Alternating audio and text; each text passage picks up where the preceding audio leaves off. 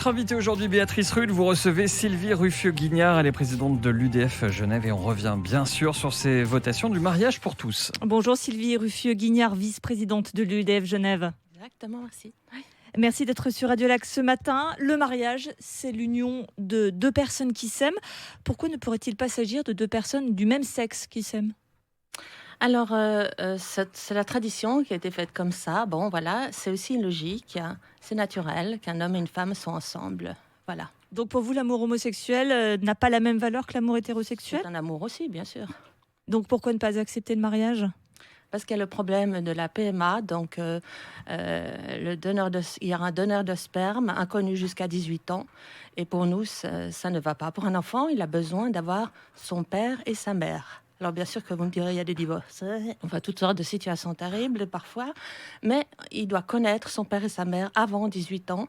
C'est mieux pour lui. Je suis nurse éducatrice et je sais très bien que les enfants, quand les parents viennent, oh papa, oh maman, puis quand il n'y a pas de papa, pour finir, ils vont avoir un manque.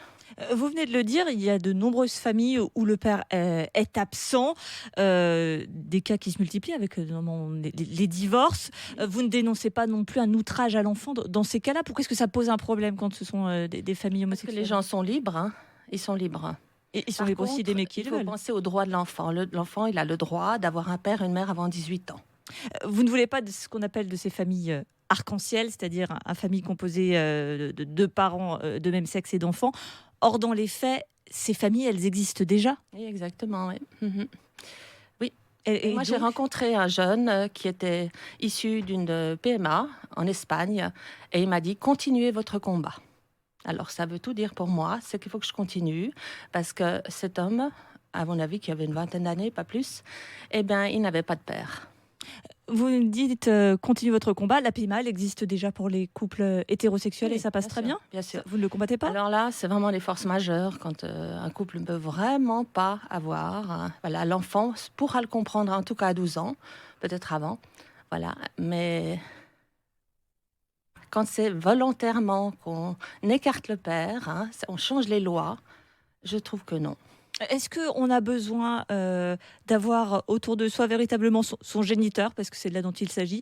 Ces familles, elles sont entourées de figures paternelles. Encore une fois, j'en reviens comme pour ces familles où il y a des divorces. Les études montrent que ces enfants vont bien aussi parce qu'ils ont d'autres figures paternelles auxquelles se référer. Oui, mais c'est aussi l'identité.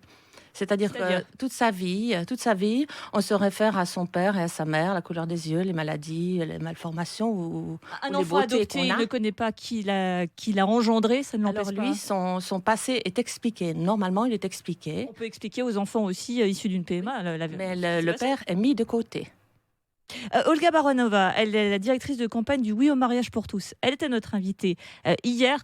Vous en donnez, elle n'est pas exactement du même avis que vous. On l'écoute. En donnant l'accès aux couples de femmes mariées à la PMA, comme c'est le cas depuis des années pour les couples hétérosexuels mariés, protégera davantage les enfants. Parce qu'aujourd'hui, un enfant qui est né dans un couple de femmes n'aura pas de maman dès la naissance, donc aura 50% de protection légale en moins. Le mariage civil pour toutes et tous est aussi une question du bien de l'enfant, protège les enfants et les familles. Donc la vraie opposition, c'est aussi en partie de l'homophobie dissimulée. Une protection davantage pour ces enfants qui auront droit à plus de couverture, c'est ce qu'elle nous explique. De toute façon, à Genève, point de vue protection financière, on n'a pas trop de problèmes. Il y a beaucoup d'aides sociales. Oui, mais tout de même, reconnaître un enfant, c'est pas la même chose. Là, on parle d'autre chose, pas une question financière. Est-ce qu'elle dit également, elle dit que c'est de l'homophobie cachée. Vous êtes homophobe, Sylvie Ruffieux-Guignard ? Non, j'ai une amie qui est lesbienne, plus âgée que moi, et cette personne a adopté un enfant de 12 ans à l'âge de 40 et quelques. Elle a pu avoir un enfant, l'enfant était très au courant de ce qui se passait. Elle n'a pas fait ça pour vivre avec sa copine, elle a fait ça parce qu'elle avait un désir d'enfant, ce qui est tout à fait naturel d'avoir un désir d'enfant. Vous dites, elle a adopté, elle a donc eu des enfants. En quoi ce serait différent de l'avoir par la PMA pour votre amie ? C'est parce que le père n'est pas mis de côté, c'est un enfant adopté. Là, en l'occurrence, j'y reviens, c'est exactement comme quand on a une PMA pour les couples hétérosexuels. Le père, on va dire géniteur, est aussi mis de côté. On l'accepte bien. Oui, parce que la circonstance est très spéciale. C'est pas très courant quand même, les gens qui peuvent pas avoir d'enfants pendant plusieurs années. Ça arrive. Est-ce qu'une famille, avant tout, Sylvie Ruffieux-Guignard, ce ne sont pas des parents aimants et des enfants aimés ? Oui, bien sûr. Et ça, vous le refusez Non, à c'est ces pas une familles histoire d'amour, c'est une histoire d'identité. Et vous venez de me dire Ça. que c'était avant tout une famille, c'était une histoire d'enfants. Oui, bien et sûr, c'est parents une aimés. histoire d'amour, mais il n'y a pas que ça dans la vie, il n'y a pas que l'amour. Il y a aussi l'identité. L'enfant, il a besoin de se reconnaître auprès de son père, de sa mère. Il a besoin de ça, et les autres l'ont, et lui, il l'a pas. Et ça, je trouve que c'est mettre les pères de côté, et je parle aux pères suisses. Voyez ce que ça peut donner quand une femme fait un enfant par PMA, c'est-à-dire que le père est mis de côté, le géniteur est mis de côté. L'enfant, il a besoin de connaître sa famille. Merci Sylvie Ruffieux-Guignard. Je rappelle que vous êtes la vice-présidente de l'UDF Genève et que vous êtes opposée au mariage pour tous. Merci d'avoir été sur Radio La Lac ce matin. PMA, oui, et la PMA surtout. Une interview à retrouver évidemment comme chaque jour en replay sur radiolac.ch et sur toutes les plateformes de podcast.